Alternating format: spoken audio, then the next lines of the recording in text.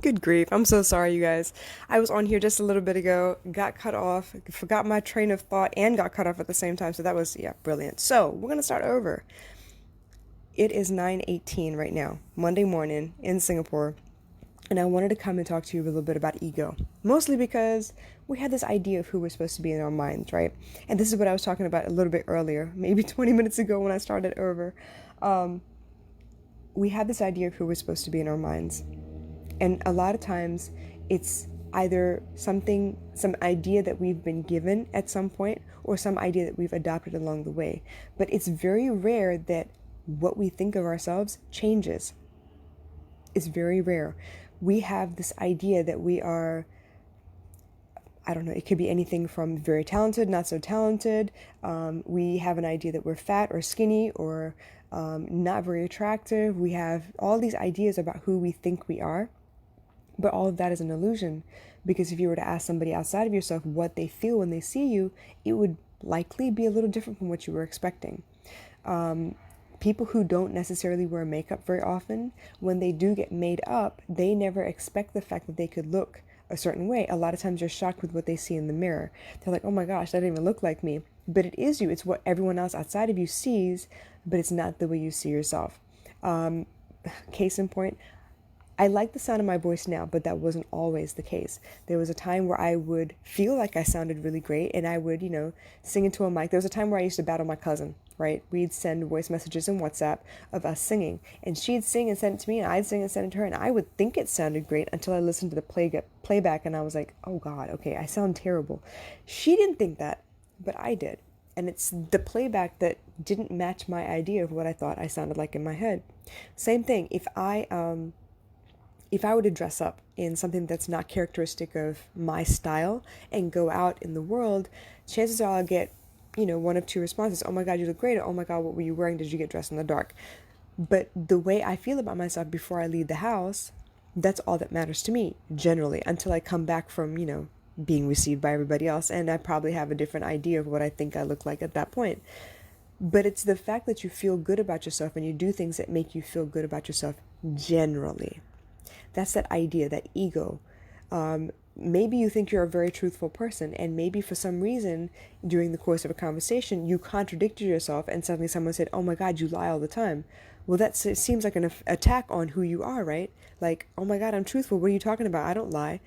But somehow or another, you came from one side of a conversation straight around to the exact opposite of what you originally said, and they saw you as being untruthful. But the point is, the ego is a construct. It's something you created for yourself because you are beyond definition. Nothing can actually define you outside of the fact that you are a strong spirit. That's it. Ego generally, for me, in my opinion, feels like something that we create out of fear. Well, somebody said this over and over again, it must be true. This is part of my ego now. This is part of my identity now. Maybe you've always seen yourself as a nurturing type, but maybe someone came across your path that wasn't that nice and didn't respond well to the fact that you were nurturing, and so you adjusted your energy and you tend to keep them at arm's length, but they took that as the definition of you. You're not very nice to me. You don't seem to like me very much, and I don't appreciate you because you are not nurturing. But that's not the idea of who you have in your mind, correct? So this is what I'm talking about.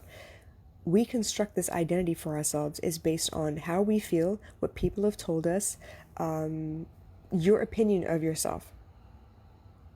And a lot of times, you're not going to change your ego identity. You're not going to change that ego identity very easily because this is something you hold on to. It's this idea that you must be this kind of person. I was watching Lucifer actually, and there was a situation where this young lady had this idea of who she needed to be. She needed to, get straight A's. She needed to be very, very sociable in school, well liked, and she needed to get into Harvard, which meant she needed to have certain, extracurricular activities. I think golf was one of them, and she had to have the perfect boyfriend. She had this idea of what everything should be, and she was very, very hard pressed about it. It just so happened that she didn't even notice that her boyfriend was not that interested, and he was just going along with it because she was that strong of a personality. But push come to shove, something threatened her ID. Like if she didn't get into Harvard, she wouldn't be anything, is what she was telling herself. She wasn't good enough, or she wasn't, she wouldn't be herself if she couldn't get into Harvard. That she threw all her values to the wind and did whatever she could to protect that dream that she had, this identity that she had created for herself, that she goes to Harvard. Another movie that I watched recently, Vishwasam. It's a Tamil movie. It's about loyalty. It's about a young man, well, not so young, a man who got married to a young lady who was, both of them were headstrong. One was a doctor, the other one was, a leader in the community. He could be seen as roguish and tend to resort to violence, had a temper on him a little bit, but they were good people. At heart, they were trying to make sure that the people around them were well taken care of. One, medically, the other one, socially, like a socially responsible person, basically. But what ended up happening was they had a child, and for whatever reason, they split up. The child and the mother were living together, and he came to see the child and mother. In that story, the child was a sprinter. She was really good at what she did. She won many competitions. She was really great. And this was her one passion. She wanted to make it and represent the country. She was very, very good at what she did. She was very dedicated. No, funny business, no cutting corners. She trained hard. And if she was worthy, she felt good about winning. There was one girl in the competition who was being told that she was a winner. And if she wanted to be accepted by her father, she was always drilled over and over again. You're a winner, I'm a winner. I'm a winner and you're a winner. If you're not a winner, then you can't be my daughter. That was the kind of like psychology that was running through her head, because it's the things that came out of her father's mouth. So she as well threw every caution to the wind, threw her values by the roadside basically, and decided to do drugs because more than winning the right way, she was afraid of losing her father's love, because this idea of she was a winner. And if she wasn't a winner, she wouldn't be his daughter. And she didn't know who she was if she wasn't his daughter. This was like paramount to her. More than the love of her mom, she wanted the love of her father. And this was her entire identity. This is where her ego was constructed. So anytime our ego is threatened, we tend to throw caution to the wind, depending on how severe it is. Sometimes it's very slight and we retaliate. We yell at people. We talk out of turn. We essentially start trouble. But a lot of times, and it takes a lot more work and a lot more humility to be able to look at ourselves and say, well, okay, who said I had to be this way? Where did that come from? Where did that begin? How can I change it so that I can be better than I am right now? And that's the harder part of our work. That's the most difficult part of my work. I can see where you're clinging to certain things. I can see where your idea of being a strong man is tied to how you provide for your family and the things that you provide within the relationship, like your marriage relationship and your parental relationship. But there's another component to that. Not only do you have to check off the boxes of what you think is a good person, you need to consider what the people around you need from you, the people that matter. Okay, I'm not talking about all your friends and, co-workers and all the people you go to the bar with. I'm talking about the people that really matter to you, your priorities. Maybe you're still living at home, so then your parents' priorities would factor in. Maybe you're married and have kids. Your husband or wife and your children's priorities would factor in. But how many of us are willing to put our ego to the side a little bit, be a little humble, and actually ask those people what they need, instead of only focus on ourselves? In that regard, we're quite selfish. This is my idea of who I am, and I want to protect this idea of who I am because I'm afraid of who I would be if I wasn't this person. I know what to expect when I'm this person. I know what my world is like. I know what the world around me is like. I know how people respond to me when I am this person. But when you become vulnerable and when you become a little more open and a little more humble, not everyone's equipped to handle that. Not everyone's taught how to handle that. If I think I'm a great wife and I'm very self-sacrificing and I put everyone's needs before myself, and I take care of my stepkids and I take care of my biological kid, I make sure that my stepkids' parents are comfortable, their moms are comfortable, I deal with my husband, I put everyone's ideas ahead of my own, their needs ahead of my own, and that's my whole identity. That is who I am. I am a giving, nurturing woman, and I can take care of anyone. But I realize now that from some aspect, my husband saw me as boring, uninteresting, unimaginative. I wasn't able to fulfill his needs somehow. And so instead of addressing it with me and telling me what I was doing or not doing well, like communicating well so I could maybe take myself down a notch and understand what it exactly he needed, he went outside of the relationship. I'm not saying he's right or wrong. Personally, I don't think it's smart to go out of the relationship if you haven't given the inside of the relationship a chance. And I don't think you should leave a relationship to find something unless you're going to break off the relationship in the first place and then you're free to go roam. That's my opinion.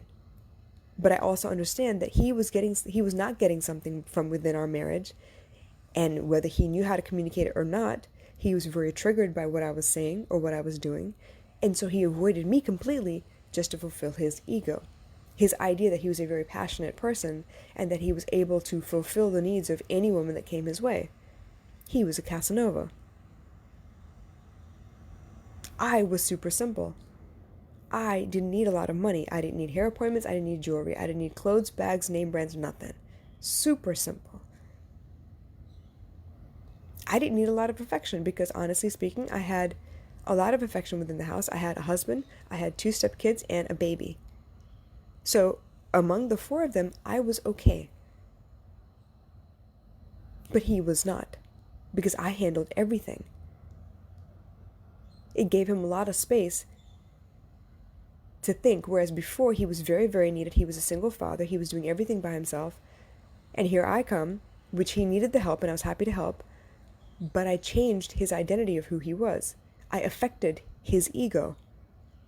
He was no longer needed like that, which I was hoping he would take it as, okay, I have room to build a business the way I want to because that's what he kept saying he needed. But do you see how that works? We're always so afraid to talk to each other about what we feel and what we need. But if we could take our ego aside and put that out of the equation and really listen to what the other person's asking for, it's really not that big a deal. It's not that big a deal. It doesn't have to be. Just because I say I need... What can I ask? Let's say I need support. I need for you to want to support my dreams. And you tell me that, I can't do it. You're trying to tell me out of concern that I might not be able to make it, but the way you put the information is not entirely encouraging. I may take it as you don't want me to succeed. But we're not willing to go past that first or second sentence that comes out of our mouth about what we feel. We're not willing to dig into why you said it that way. What do you mean exactly? What does that mean? We would rather cut it off and keep walking. But that's not how good relationships are built. That's not how we maintain friendships or make them stronger than they were before. We have to have a lot of conversations. And our ego, this idea of who we think we are, that causes a lot of trouble too. My coach sees something amazing in me, something I'm not quite able to see the way that she sees it, but I feel it. I feel it on occasion. But that's why she's my coach, because she's going to push me to get to where I need to be because she sees more than I feel at the moment. It's the reason I do the work that I do. I have couples come to me all the time, upset because the other person is just not doing what they want them to do. But I also need to ask them, hey, are you telling them what you need? In simple, plain language that they might understand? No, I shouldn't have to. They should be intuitive. They should know better. They should know exactly what I need. I shouldn't have to tell them. Shouldn't they be paying attention? Right. But you're also not considering what else might be running through their heads at the moment.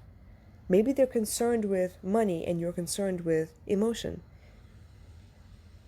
Maybe they're concerned with making sure all the I's are dotted, all the T's are crossed, so that you have the life that you need, and you're worried about how you feel within the relationship itself. I basically said the same thing twice, right? But it's important to find out what's actually running through the other person's mind, so you understand where they're coming from. It's easier said than done. You can say it better when you talk to strangers, but why is that? Shouldn't it be the other way around? Either way, I'm here to tell you, You are beyond definition. This idea of who you're supposed to be that you cling to, and I'm saying cling because a lot of times we're not willing to give it up. I am no exception. There are parts of me that I don't want to give up. But if the world is receiving me differently, I need to wonder why. I need to wonder what it is that I'm projecting versus what it is that I think I am. We need to be more humble. We need to be willing to question ourselves and what this identity that we've created for ourselves really is made up of, where it comes from, where it started, so that we can really be the best version of ourselves. So we can really release all of those restrictions we put on ourselves to expand and be the person that we know we can be.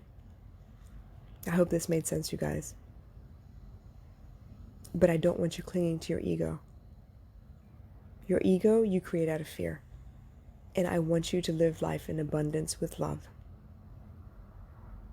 If you have any questions, please let me know. But in the meantime, I will catch you again soon. Good night.